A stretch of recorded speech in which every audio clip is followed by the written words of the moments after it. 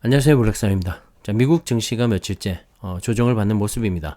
특히 며칠째 장 막판으로 갈수록 힘이 빠지는 그런 모습을 계속해서 보여주고 있는데요.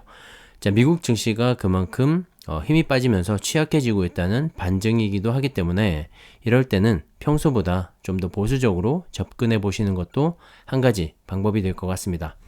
자, 장기적인 관점에서 오를 때나 내릴 때나 여유 자금이 생기면 사야지라는 신념이 있더라도 이왕이면 좀 더 쌀 때 사면 좋기 때문에 최근처럼 시장의 변동성이 커질 때는 한 템포 쉬어가는 것도 나쁘지 않다고 생각을 합니다. 자, 최근에 S&P 500 지수와 나스닥 지수 모두 쉼없이 달려왔기 때문에 어느 정도 조정을 거치고 상승할 여지는 충분히 있어 보이는데요. 자, 사실 이것도 예측일 뿐이지 내일의 주가를 알 수는 없겠죠. 제 얘기 역시도 참고만 하셔서 각자 투자 스타일에 맞게 가져가시면 좋을 것 같습니다. 자, 어제 애플의 주가가 좀 크게 밀리면서 나스닥 지수는 0.87% 하락으로 끝이 났는데요. 애플은 무려 3.31%나 밀렸습니다. 자, 애플의 독점적인 사업 방식에 대해서 미국 정부에서 제동을 걸었기 때문인데요. 미국 법원은 애플이 개발사들에게 인앱 결제 방식만을 강요하는 조치는 반경쟁적이라면서 외부 결제용 링크를 넣을 수 있도록 하는 등의 대체 결제 방법을 포함하는 옵션을 허용하도록 명령을 했습니다. 게임 개발사인 에픽게임즈가 제기한 반독점 위반 소송 결과가 나온 건데요. 이 때문에 시총 1위인 애플의 주가가 3% 넘게 빠지면서 나스닥 지수도 다소 밀리는 그런 모습을 보여줬습니다. 자, 그나마 다행인 것은 애플이 현재 영위하고 있는 다른 사업이나 사업 방식에 대해서는 독점적인 부분을 인정하지 않았기 때문에 오늘 애플의 주가가 또 어떻게 될지는 좀 더 지켜봐야 할 것 같습니다.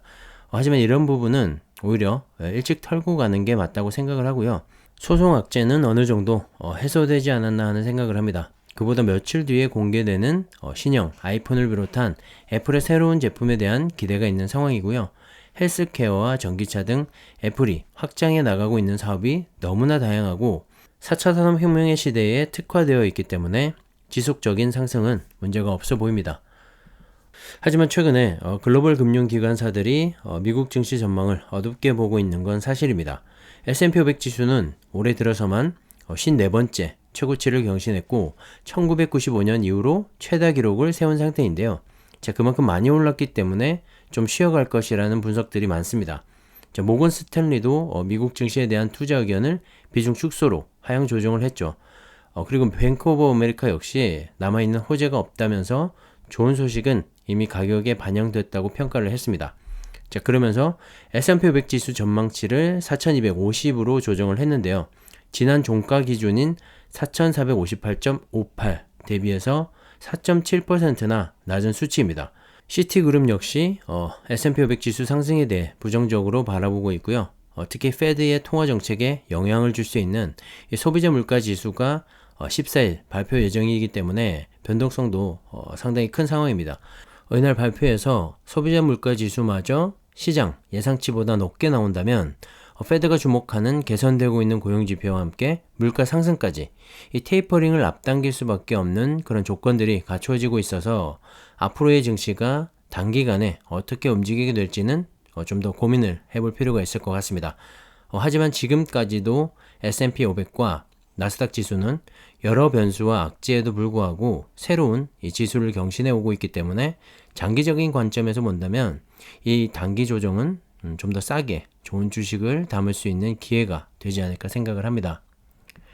자, 2차전지 관련해서 오늘 우리나라 코스닥 소재 업체들이 크게 오르면서 중소형주 비중이 높은 타이거 2차전지 테마 ETF가 2.85%로 가장 높게 상승을 했죠. 그리고 코덱스 2차전지 산업도 1.45%, 타이거 KLX 2차전지 K뉴딜은 0.87% 상승으로 마감을 했습니다. 역시 최근에 배터리 3사의 대형주보다 배터리 핵심 소재를 공급하고 있는 중소형 업체들의 약진이 두드러지고 있어서 중소형주의 비중이 높은 타이거 2차전지 테마 ETF의 전반적인 상승률이 가장 높은 것 같습니다. 오늘도 신고가를 경신했습니다. 특히 LG에너지솔루션은 GM과의 배터리 화재 이슈로 인해서 IPO, 즉 기업 공개를 앞두고 악재를 만난 모습인데요. 마무리가 잘 되고 상장까지 이어지게 된다면 앞으로 주가 상승은 크게 문제가 없지 않을까 생각을 합니다. 현재 미국과 유럽 등지에 투자해서 늘리고 있는 이 생산 공장의 규모만 해도 지금의 몇 배는 되기 때문에 큰 그림에서 본다면 2차전지 소재주뿐만 아니라 배터리 3사의 주가도 크게 상승을 할 수 있다고 생각을 합니다. 특히 미국 시장과 깊은 연결이 되어 있어서 미국 시장에서 전기차가 본격적으로 보급이 되기 시작하면 주가는 좀 더 큰 탄력을 받을 것 같고요. 그에 못지않게 2차전지 소재 업체들의 주가 역시도 끝을 가늠하기 어려울 만큼 성장해 가지 않을까 생각을 하는데요. 자, 2차전지는 정말 길게 보고 장기로 가져가시기를 다시 한번 추천드립니다. 단기간에 끝나게 될 이벤트성 호재가 아니라 구조적인 성장을 할 수밖에 없는 산업이기 때문에 참고하셔서 좋은 투자하시기를 바랍니다. 자, 중국 증시도 혼조세를 보이는 하루였는데요. 주말에 들려온 중국 빅테크 기업에 대한 중국 당국의 규제 강화 소식이 또 한 번 있었죠. 그런 우려와 함께 코로나 재확산세가 또 한 번 악재로 작용을 한 것 같습니다. 자, 중국 공업정보화부에서 인터넷 기업들의 플랫폼에서 라이벌 업체의 인터넷 링크를 차단하는 행위를 중단하라고 요구를 했는데요. 자, 이번 회의에 알리바바, 텐센트, 바이트댄스, 바이두, 화웨이, 샤오미 등 중국 주요 기술 기업이 참석을 했다고 합니다. 자, 중국 정부의 인터넷 기업 때리기가 정말 어디까지 진행이 될지 알 수가 없는 상황인데요. 현재 인터넷과 IT 기업에 대한 규제가 미국, 중국을 넘어서 우리나라에도 영향을 미치고 있죠.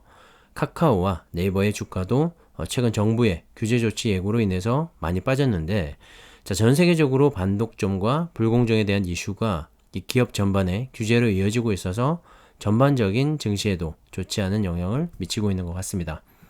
자, 그런 여파와 함께 CATL에서도 배터리 화재 이슈가 있었죠. BYD도 영향을 좀 받고 있는 모습인데요. 차이나 전기차와 글로벌 리튬 모두 오늘은 쉬어가는 모습을 보여줬습니다. 차이나 전기차는 1.89% 하락했고 글로벌 리튬은 0.36% 하락으로 차이나 전기차에 비해서는 하락폭이 좀 적었습니다. 확실히 차이나 전기차의 변동성이 좀 더 큰 편인 것 같고요. 오를 때도 크게 오르지만 하락폭도 적지 않은 모습을 보여주고 있는데, 자, 중국 증시의 특징이 잘 드러나고 있는 것 같습니다. 자, 그에 반해서 글로벌 리튬은 중국뿐만 아니라 미국과 한국 그리고 호주 등 다양한 국가에 골고루 투자를 하고 있어서 상승폭은 이 차이나 전기차보다 낮지만 변동성 측면에서는 좀 더 안정적인 모습을 보여주고 있는 것 같습니다. 하지만 두 ETF 모두 전기차와 2차전지라는 구조적인 산업의 성장이 보장되어 있기 때문에 오를 때나 내릴 때나 꾸준히 한번 모아가시면 좋은 결과가 있을 거라고 생각이 들고요. 변동성을 잘 이겨나갈 수 있는 마음가짐이 더 중요해 보입니다. 그런데 너무 맹신은 하지 마시고요. 항상 산업의 변화와 흐름을 잘 체크하면서 투자를 이어갈 필요는 있습니다. 최근에 인터넷 기업들의 주가가 한 번에 꺾였듯이 이 정부의 스탠스를 잘 살펴보는 것도 중요하기 때문인데요. 다만 긍정적인 것은 전 세계적으로 이 반도체와 2차전지는 중점 사업으로 키워가고 있다는 것이고, 특히 한국과 중국은 더욱더 그렇죠. 그렇기 때문에 이 반도체와 2차전지는 제조업 분야로서 인터넷 기업들과는 차별성이 있기 때문에 좀 더 안정적으로 투자를 할 수 있을 것 같습니다. 제 얘기는 참고만 하셔서 여러분 모두 소중한 자산을 잃지 않는 그런 투자를 하셨으면 좋겠습니다. 자, 오늘은 여기까지 하겠습니다. 감사합니다.